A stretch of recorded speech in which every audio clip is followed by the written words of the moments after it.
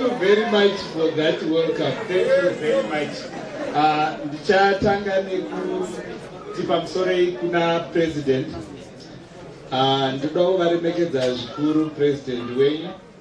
Saka just to show my respect ndatiwo ndito slogan yandazwa panapa yandoda kuti ndiri kuita kurespecta president. Dagi dagi kwese kwese dagi dagi.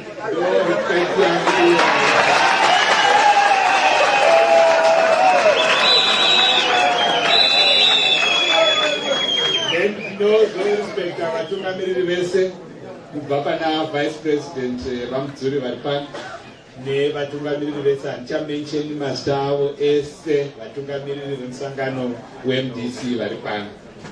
Ndinoda kuremekedzawo vatungamiriri veMDC Alliance and also respecting the civil society and the various speakers vataura before me. Nhasi unoyu tiri kucelebrate upenyu hwaTsvangirai vachimanika painhoro. Nhasi handizoiti izvozvo. Ndofunga ndakamboya pano ndikambopa yanga ichinzi memorial lecture. Ichazoitwa futi iyoyo inenge yakatisiyanei. Ndingazoramba tichida that function. Nhasi tautaura zvinhu zvakadzama muchidimbu zvisingaiti about munhu watakaunganira panapa.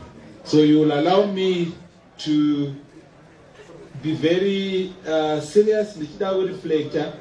Ndanzi guest of honor ndo zvazvinotaura izvozvo kuti ndichataura zvakasiyana nevamwe vanozouya ana president vachazotaura. Ndanonoka kuuya panapa zvatondishamisa nhasi kuti ndaingoita basa renyu ini. Ndinandiri kukoti kubva na2 ndakakumbirwa nana president neleadership yenyu kunomirira vanozi Sox Solomon Chikore. Atowane gore vakamutora pa-extraordinary congress yakaitwa ende hapana kana zvavari kumuchengetera ipapo. Saka takakumbira kudare kunoaplya kwamagistrate kuti aiwa ngaachingobuda. Hatichadi zvimwe zvedu, tongoda kuti hadi angobuda chete. Ndo zvatakaadhiwa kutrapo. Saka magistrate vakati aiwa vanoda wiki yekuti vazopa mutombo wavo nhasi. Saka vanga vakapinda 2:15 tikasvika kona 2 vazoya kuma4. I think Secretary General parivo vanga vachingotraya kundibata ndikamboona call yapresident. I think ndasara kuna assistant wapresident ndikati ndichakudza zviri kuno kupfuura zviri ikoko ndikazotadzawo zviri ikoko ndinenge ndatadza. Handiti motenderane nekuti that was important ngenderero.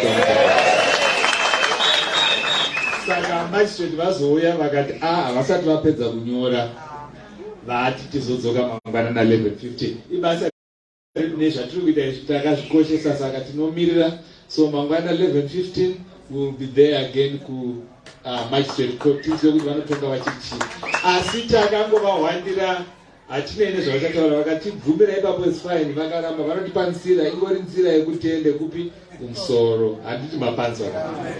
Then pana ndichiuya kunoku ndataurwa nomwe leo atoshanda naye anonzi Chatsanga nditati panoerekana kuti ari kupa. Pane imwe nyaya yangonzi iri before Judge Bono kuSupreme Court. Iri kuenderana nemari dzakasopiwa last year. Yanga ichida kurambidzwa kuHigh Court. Ikaenda ikoko vakaruza nyaya yekuti varambidze kuti mari ipiwe kupati. Saka izvezvizvi nyaya yavo vakamboisa kuSupreme Court yongobviswa. Saka vanoda kuti idzoke futi. Saka ndofunga mangwana vanoda but handifungi kuti inobudirira kudzoka. Musatya iyo yainakana nebasa. Asi inofanira kuzogadzirirwa zvayo. Saka ndichataura pano ndichange ndiri pano but ndikaona ndazosimika chitoa nesecurity ndenge ndinozokwanisa kuona ana president pamwe pascreen ndenge ndazomanyirira izvozvo. Saka chichi handiri kuda kutaura zvishoma zvandoda kutaura as guest. Ndichaisa zvinhu zvipawiri. 2 things and musazokanganwa. First thing, it will be inini love more Madhuku. Ndichikutendai ende muchaona zvandoda kutenderai. Second thing, ndichataura ndakamirira Morgan Tsvangirai ndichikutendai. Muri kupanzwa ipapo. 2 things. Love more Madhuku achikutendai. ndichamirira Tsvangirai ndokuti guest of honor kwacho handizve ndichamirira Tsvangirai ndichikutendai mozoziva zvandiri kutendera zvacho ndechipi ndatopedza ipapo ndakamirira Tsvangirai achikutendai apa. That's why ndinoda kudzamisa stere just to deep reflection kwandinobva uko kuchipinga uko zvinokwanisa kuita kumutsa munhu akafa ngagare apa ngaataure handizvinoitika izvi. Saka nhasi ndinoda kunge ndamutsa Tsvangirai akamira panapa achikutendai ndiyo memorial yandinayo nhasi. Saka ngatitaure salove more Madhuku ndichikutendai. Ndoda kutendai nespirit yamandishowa nhasi. When I came ndasvika panze apa ndikaona paine imwe moral yandisati ndamboona for a long time to come. Parking haipo. Taitwa zvaingoita kudhara musangano uno uchiri kusimba entadza ndozviri kuitika nhasi. Ndikasina secretary general mototifonera kuti ndikwanise kupaka patobviswa mota. Panga pasina parking. Ndeturi kuti ayo mota ingaibve pakwanise kupinda mota yaprofessor. Muri kupaona ipa. Youth varipo, vakomana nevasikana vari kuimba, and that whole street is actually captured by this party. Ndoda kutendai for that.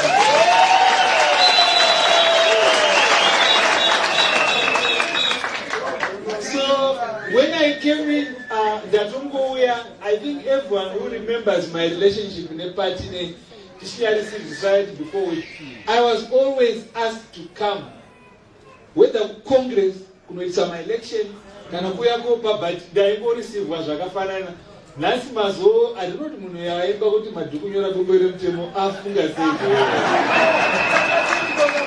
But I'm exactly as if a predictor. So the reception was the same at the height of the movement in Mwonzora. Those are there can be no more space for people here. I'm quite what else? And that I need to thank you for that.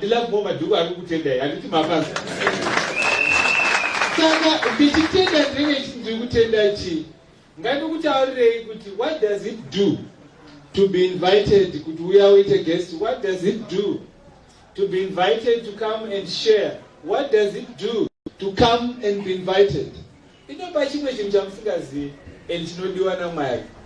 It humbles you and gives you a good feeling.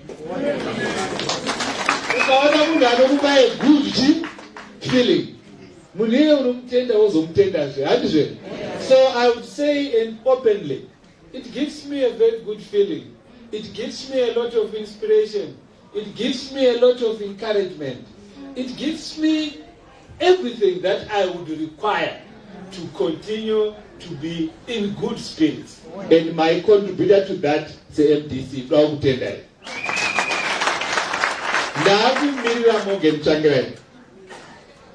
And I am representing Morgan Tsvangirai, and I am speaking with authority. If Tsvangirai were here or raised from the dead, and he is speaking to this group of people and speaking to your party now, what will he say? Ano kutenda ine zvinu 7. Zvinu zvingani? 7. Ndapedza 7 vachimanikire ndinogara pasi. Ndinenge ndapedza. Ndichateerera the rest of the deliberations, but I will sneak out at some point to go and do the work yazvamangwana zveku Supreme Court za9:30 mabadzi vandizvo. Ndiri Tsvangirai ndoda kutendai nezvinhu 7. Chekutanga chandoda kutendai nacho. Inini saTsvangirai pane inzwi 1 randaifarira and ranga riri serious in my politics. Nepatakatanga inzwi rekuti movement. Inzwi rekuti chi? Movement. I can tell you, I think anyone who wants to testify, and so on, and he's speaking about that. Tsvangirai's greatest contribution to what we did in politics was to tell us that we are a movement. In the word, when the naming of the party came, and the party was called MDC, the most important word for those 3 words is movement. chinhu chakakosha pamanzwi iwawo ari 3 iword rekuti chi it's word rekuti democratic, because I will tell you that a movement will necessarily be democratic. Is that clear? And it's word rekuti change, because a movement would necessarily bring change.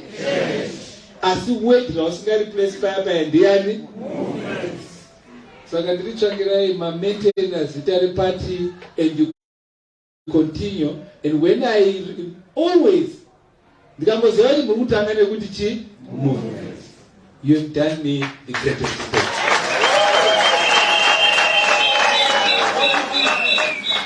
Saka 1. Number 2,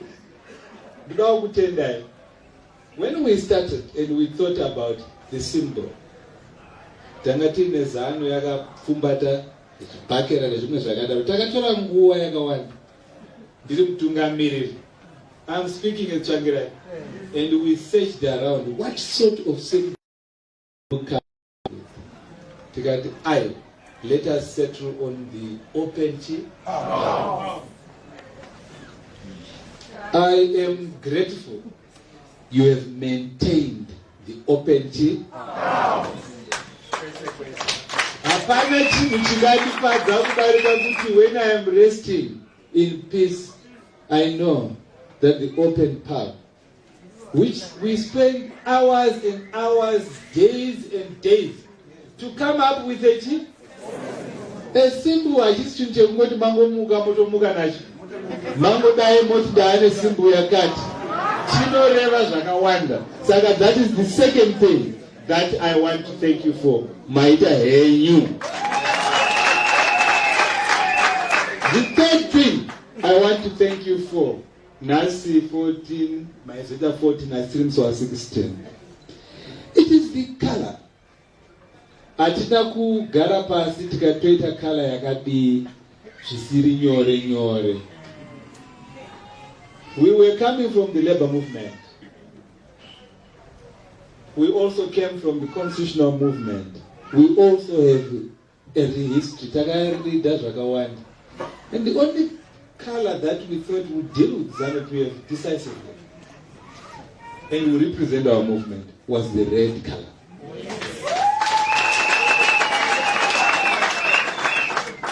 Saka, when I realized that the red color has been maintained, that the red color is being cherished, that the red color is the symbol of our struggle, I rest in peace.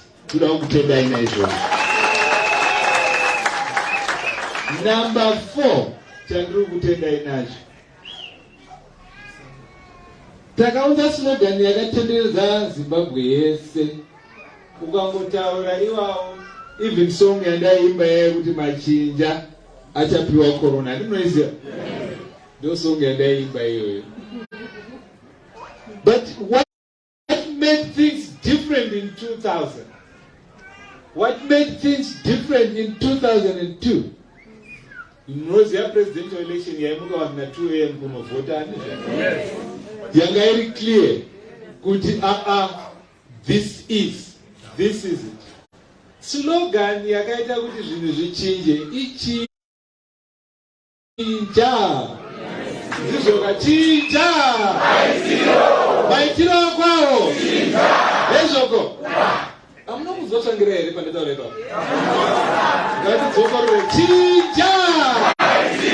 Maitiro kwawo. Ezvoko. I fail to see why I would not thank people for that. I know whenever that slogan, Ichita Msindo, Tsvangirai's legacy remains.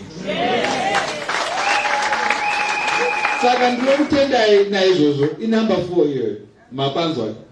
Number 5, yandiri kuda kutendai. Inyaya yekuti in my last days, when I was preparing to fight for the 2018 election, I brought the idea of an alliance, the MDC alliance. Yes. Worked very hard for it. So I'm happy to know that the alliance is still cheap. And you maintain the main MDC Alliance. In number 5 here, they are going number 6. Chandru kutenda isa Tsvangirai. Pa number 6 ina announce umbeja mangu ma office. Ndabva ku ZCTU. Ndikaita zvese muzinda wangu Harvest House.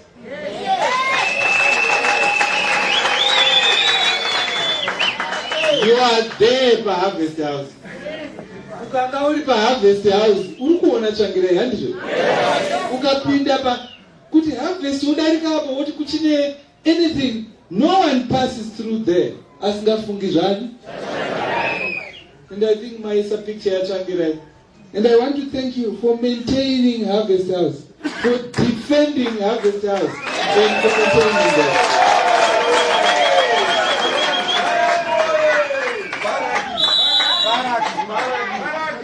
Lastly, number 7. Ndiriwo munhu ndina mai nababa ndine hama neshamwari dzangu. But ndinoona kuti muchiri ku respect mhuri yangu. The Tsvangirai family is part and parcel of you. Ridiculous. Munhu wepaTsvangirai ari pamuri. Anenge ari munhu mukuru mukuru. The Tsvangirai family is the family. Semunhu ari kwaari zvinondifadza izvozvo handizvo? So this is my brother who came in to speak first, and surely I must thank you for maintaining links with my family.